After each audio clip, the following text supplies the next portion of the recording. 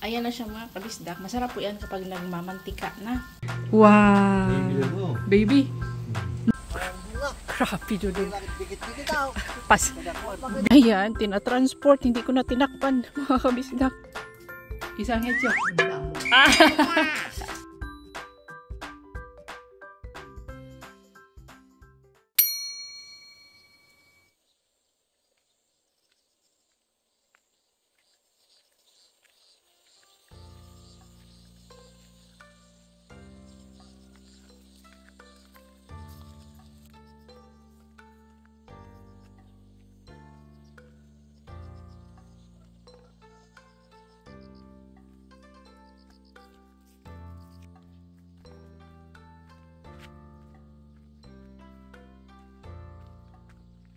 Hello mga kabisdak! Kumusta kayong lahat? Welcome back sa ating channel. For today's video ay mag-harvest po tayo ng ating mga sitaw dahil ito po ay malalaki na at mahahaba. Yung iba nga ay matatanda na mga kabisdak kaya pinabayaan ko na lang para may isidling ako next year. Tamang-tama kasi may kalabasa ako at gata sa bahay. So today's lunch ay magluluto tayo ng ginataang sitaw at kalabasa.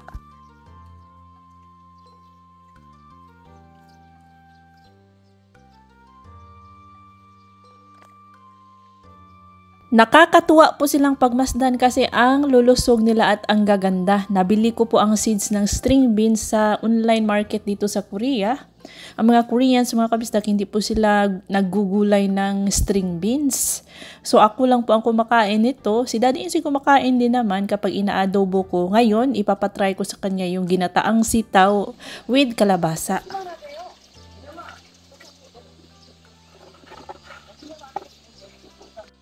Maagang nagsimula si Bianan na nagdamo sa aming maisan, tapos nadaanan siya ng asawa ni Yulapa, yung watermelon boss. So nagchika-chika sila mga kabisdak ng maritesan pila, pero tungkol sa pagpa-farming po ang kanilang maritesan.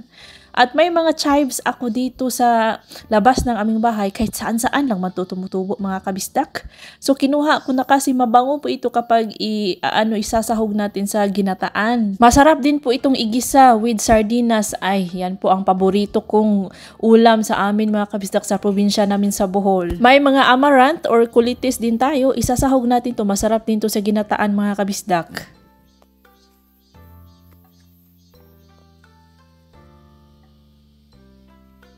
Kahit walang fertilizer itong ating mga chives ay ang tataba. Ngayon lang ako nakakita ng malalaking chives mga kabisdak.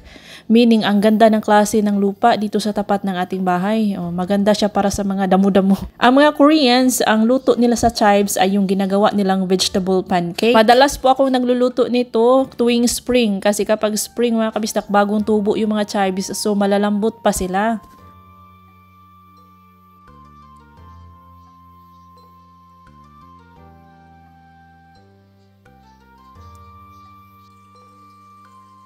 Yung buhay yung...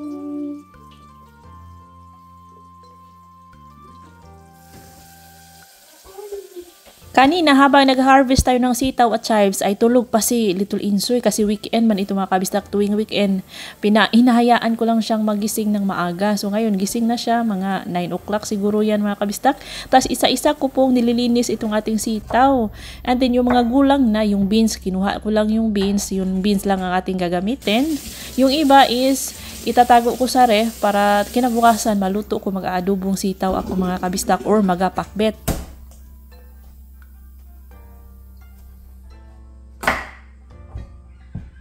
Oh no! Okay. Wow!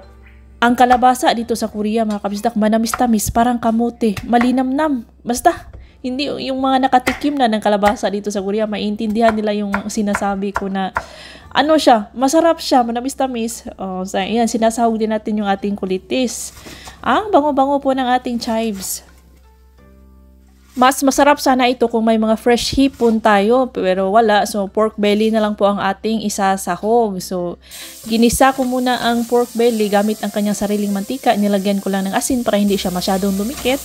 And then, kapag naluto na yung ating mga pork, ilagay natin yung ating luya. Naglagay ako ng luya dyan guys, sibuyas, and yung ating bawang.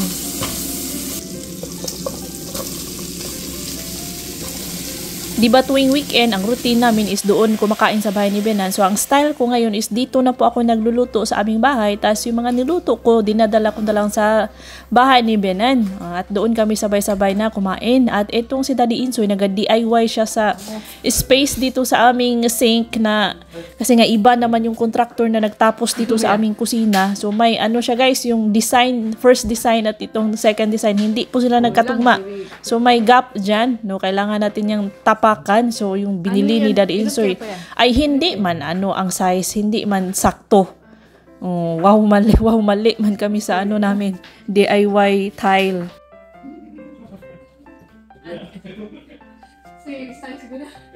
I thought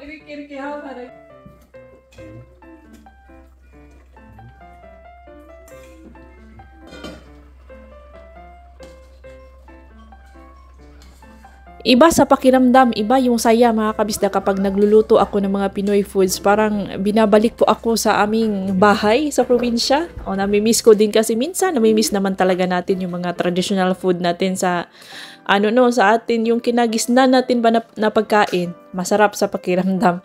So ito dahil wala man tayong niyog, masarap sana to kung fresh niyog ang ating ginagamit. So ito na lang nasa lata.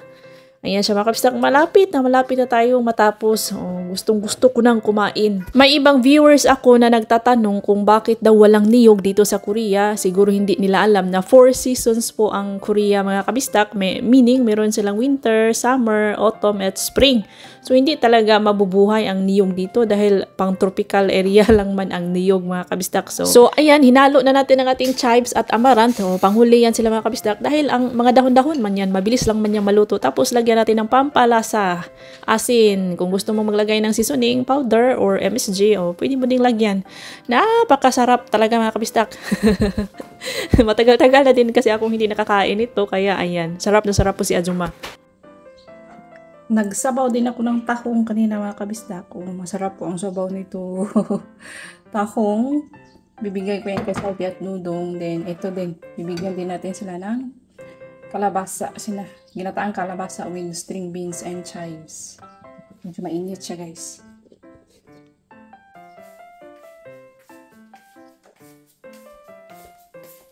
Ayan, tinatransport. Hindi ko na tinakpan mga kabisdak. Tinatransport na natin sa bahay ni Bianan. Ito muna, tas yung tahong babalikan ko. An inyong umamugo ba yun? Ko Pilipino mo siya. Pilipino mo siya? Yeah. Isang hecho. Damo. Isang hecho. Hubak. Coconut. Coconut. Bain na pala si Bianan. Hindi daw siya nag-breakfast. O kuya, Jo, hindi siya nag-breakfast. Kaya late breakfast. 10:30. So hindi na siya mag-lunch. Ayaw niya mga kabisdak. Next up, ang ating sabaw na tahong. Tingnan natin. Si Bianan, ayaw niya nito. Natikman na po ito ni Bianan dati. Nagluto na ako sa bahay niya. Si Daddy Insoy, kumakain ito. Masarap ang sabaw kasi nito guys. Si Daddy Insoy kasi nasanay na sa mga pagkaing Pinoy. Although hindi naman lahat gusto niya. Yung mga sabaw-sabaw like this, okay sa kanya. Kasi nga matagal man siya sa Pilipinas. No choice po siya doon. Kaya nasanay na. Yan po yung ginawa natin. Bisdak in Korea. Ito po yung ginawa ko na bowl, ramyun bowl sa ating vlog. Isulat ko na lang yung anong vlog number ito mga kabisdak. Panoorin nyo na lang po kung gusto nyo. Makita kung paano ko siya ginawa. Dito lang po sa Porcelain Museum sa aming barangay. And look at the peach. Hinog na sila guys. Ipapatikim ko yan kay Saldi at Tudong. Hinog na ang mga peach natin. Ang gaganda. Sayang lang kasi nalaglag. Late na nalagyan ng mga pesticide. Hindi sila uubra kapag walang pesticide kasi kinakain po ng uod kaya nalalaglag. Then si Daddy Insoy ng mga uksuso. Corn! Nag-harvest na naman siya ng ampalaya. Korean ampalaya.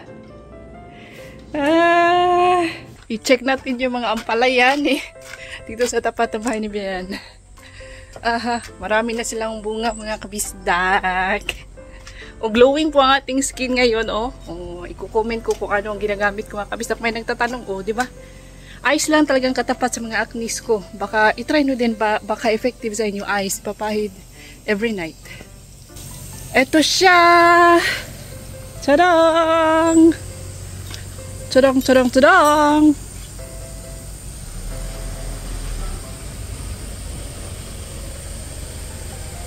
Chungoya! Grabe dudong. Pas, binuang. Ang kaangat dyan, sika imong sarok dong. Angat dyan nga, Jo. Dahabo nga, majo. Majo pagkurasyon daw des lagi. Yasir mong utot dong. Nakuha din. Baho. Baho naman po. Giud. Giud na. Murag ka lang. Binuang. Ah. Dapat din na siya kalingawan o anhi.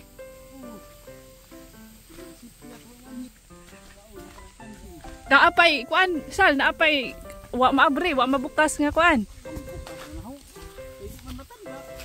Sayang na.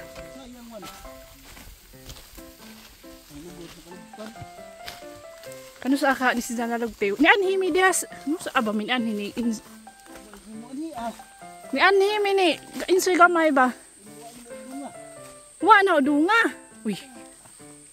Sa mga nanood sa ating vlogs dati, di ba pinakita ko na nakahuli kami dito ng sinabi kong raccoon, pero I was wrong, hindi po yun raccoon. Badger. Salamat po sa nag-correct, sa nag-comment badger daw po ang aming nahuli. This time is a vampire deer na po ang nahuli guys. O success kasi nga pang deer, ang aming target talaga dito is deer. Yan po, vampire deer dahil sa matutulis niya na mga tango. Also known as somnoro dito sa Korea.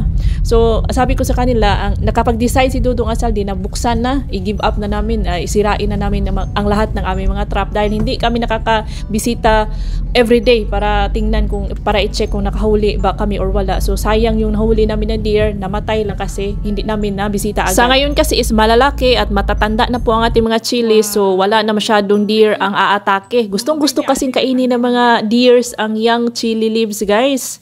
So pag uwi ko sa bahay, ito, nagluto si Daddy Insoy ng yung all-time favorite nila na suso in denjang space, denjang soup.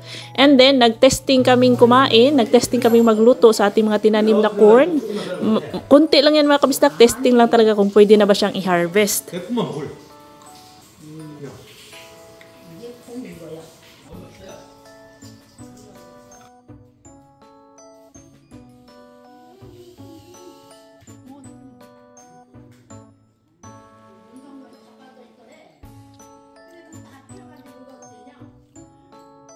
Kaming dalawa lang ni Daddy Insoy ang kumakain ng lunch dahil ito si Bianan at si Little Insoy nag-late breakfast man yan. So si Bianan kumakain na lang siya ng mais. Walang comment po si Daddy Insoy dito sa ating ginataang sitaw at kalabasa. Sabi niya, mugul man eh. It means ano daw, okay siyang kainin. Sa dami ng nakain kong ginataang sitaw at kalabasa ay pinagpawisan talaga ako niyan after kong kumain mga kabisdak. Grabe sarap na sarap ako sa aking sariling luto, char. Iba kasi talaga no kapag matagal mo ng nag-crave kasi ako dito mga kabisdak. So ayan na. Success po ang ating ginataang kalabasa at sitaw na may chives. O tingnan nyo, simot sarap. Nakaubos ako ng 2 rice bowl mga kabisdak. Grabe, yan. Ganyan po ako katakaw kapag nag-crave ako ng Filipino food. Pero thankful pa rin ako dahil yung size ko is same pa rin. Hindi po ako tumataba. Char. Yung puson lang ang tumataba. Yung first time kong dumating dito, size M po ang aking mga damit. Until now, mag 8 years na ako dito sa Korea. Size M pa rin, which is I'm so thankful. Dahil siguro sa mga kinakain namin dito, usually gulay ang kinakain at dahil na rin sa aming mga activities, marami kami kaganapan dito mga kabisdak. Hindi kami halos wala nang pahinga tuwing summer, lalo na kapag harvest time. Nakakatulong talaga mga kabisdak para ma-maintain yung ating body size, no? Yung marami tayong ginagawa ba, hindi lang sitting pretty tayo all day. So marami sabihin ng mga flowers na natutumba lang. So para pakinabangan natin to, ilalagay ko sa vase doon sa aming bahay sa may kusina. Para naman may kulay po ang ating bahay. Tapos yung kanyang mga stargazer, ang bango-bango nito mga kabisdak, super. Diba last time pinakita ko yung golden stargazer, ngayon yung white naman. Sus! Grabe yung amoy, parang mahalimuyak talaga. Aran dali, agim sa pagkaon to. Pagtalikod daw nga upaman to na kain kayo. effective. Wa may kwan. Nipis pa masubok pa. Aling nga. Hinay po. Mga 5 seconds na siguro kung nawa. Wala. Dabong pa. Na, dabong pa. Hindi na papon. Mo nila may tamis. Sakto, dabong. Dami nagapon. Anag. Oh, kana lamin anagon. Utot na sigurado. Sigurado. Times 10 na yung Anak utot. tayo sa dapat. Naapa. Og suksunod sigurado adlaw. Yung dating boss ni Daddy Insoy na dating estudyante ko dati mga kabisdak, nagbigay ng pasalubong. Remember, di ba may estudyante ako na yung boss ni Daddy Insoy? Adult student ko sa English. Yan siya. Atin siya dakal bini. dakal, ayaw ni Daddy Insoy ng dakal bini. 여기 아빠는 닭이 싫어요. 닭 싫어요. ayaw ni Daddy Insoy ng chicken. Oh, 괜찮네. Very good. One, not so marami. Mamayang dinner, yan po ang ating lulutuin, ang dak kalbi, dahil ayaw ko po na ma-stack yung mga food sa ref ng matagal kasi nawawala yung kanilang sarap, nawawala yung lasa. So ayan, mag-flower arrangement muna tayo dito. Oh, hindi po ako marunong mag-arrange guys ha. Ano ko lang ito, sariling imahinasyon ko lang ito, pero parang kulang po ang ating mga flowers. Oh, tingnan nyo, marami po silang space. So babalik pa ako sa bahay ni Binan, kukunin ko yung ibang yung stargazer na puti.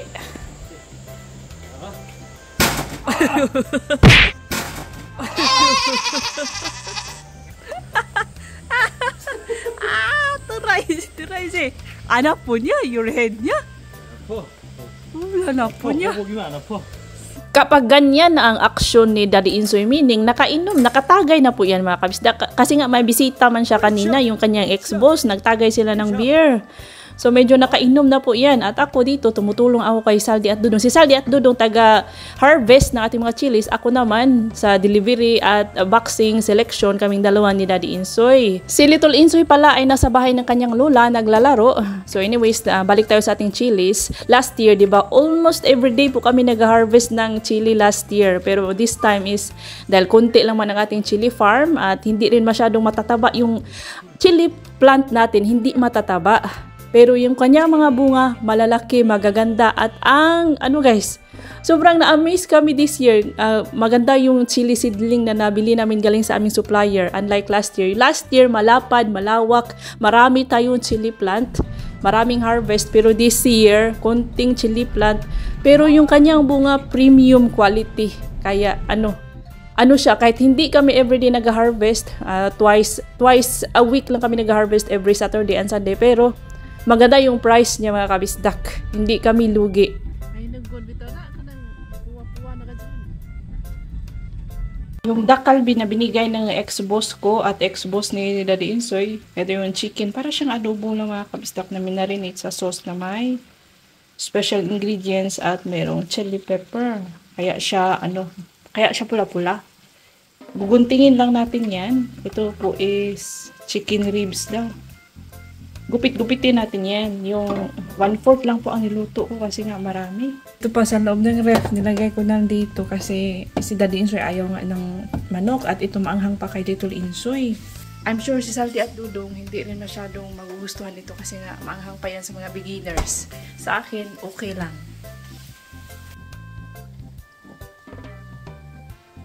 Very easy lang po itong lutuin. Nasa sayo na kung lalagyan mo ng ibang like white onions, pwede mo din lagyan. Pwede mo din lagyan ng patatas. Depende sa trip mo.